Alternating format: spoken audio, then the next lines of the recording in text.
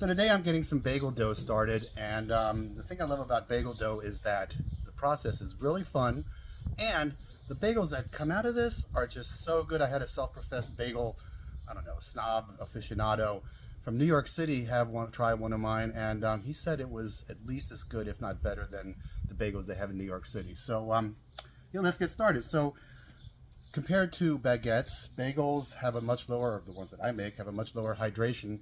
So we're at 55% hydration, so that means 275 grams of water on 500 grams of flour versus 375 grams of water on 500 grams of flour for baguettes. So that's one major difference. So we start out here, 275 grams of water, 277, and then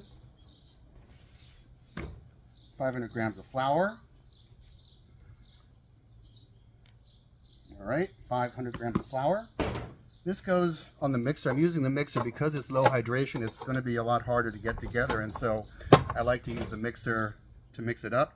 And so all we're doing now is we're just trying to get it combined because we're doing an autoly. So we're just going to combine it. That means that the water and the flour, so it's only going to mix for like maybe 30 seconds, a minute, to just get the water and the flour combined. We're going to wait 20 minutes, 30 minutes, an hour, and then we'll continue with the final mix. And now it's time to mix in the rest of the ingredients. And first of all, here, look at the starter. Mixed this up this morning. Super bubbly, super happy. So this is just like the baguette dough. It gets 100 grams of starter. Again, just like the baguettes, 10 grams of flour. Salt. Yes, I do like her.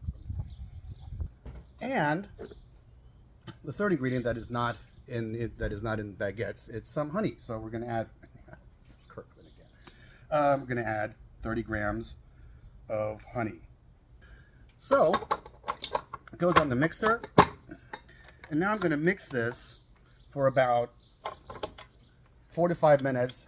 Right now it's all shaggy, and it does take about that long to come together. If you do this yourself, you will notice after about 3 or 4 minutes it comes off the walls or the sides of the bowl, and it comes together and turns into a nice lump of dough. And so after that, it's going to sit on the counter. Today it's a nice warm day. It's going to sit on the counter for 4 hours. There's no stretch and folds like baguettes. It's just going to sit there on the counter, and then it goes in the fridge overnight, and then I'm going to shape, boil, and bake. The dough was in the fridge for 2 days after it sat out on the counter for 4 hours, and now I've portioned them out into 100-gram pieces. You can make them whatever size you like. I was doing 80, and then maybe 100, do 120, 130, depending on how you like your bagels. And basically what you do, you take it, it's still cold from the fridge, and you use the palm of your hand to roll it into a ball. And then, I mean, you can go on YouTube. There's all kinds of different ways of doing it. I like doing it this way. Put a hole in it because bagels have holes. And then you keep doing this until you got them all done. And then I'm going to heat the oven and let these rest for about 30 minutes. And then I'm going to boil them. And then they go in the oven and bake. So the bagels have been resting on the counter for about 30 minutes. And so what I like to do is they go into the boiling water right now. I like to wet my hands because they are sticky, and make the hole a little bit bigger and just plop them in the water. I think about 3 will fit in there right now. Make the hole bigger because you want bagels with the hole. And then they boil each side for 30 seconds. I'm just going to eyeball it here. I am using filtered water because I don't like using straight tap water for anything bread. And so they're going to boil for 30 seconds on one side.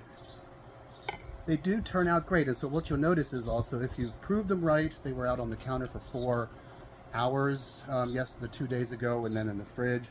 And so what they will do if they're not proofed properly or if something isn't right, they'll stick on the bottom and they won't just float up after like a couple seconds. So these have floated up.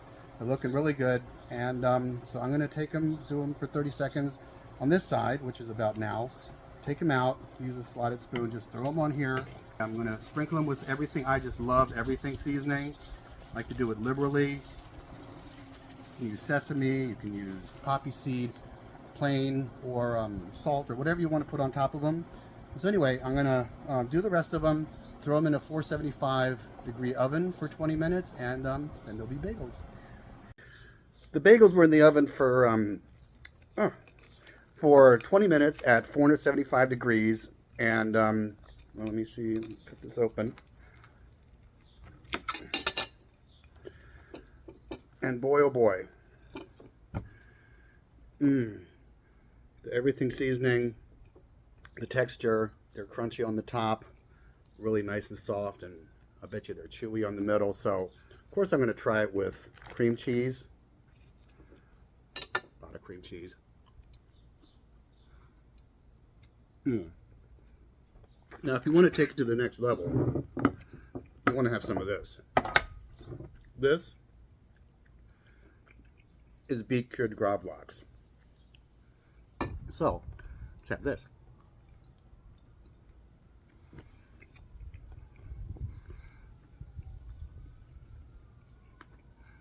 Yum!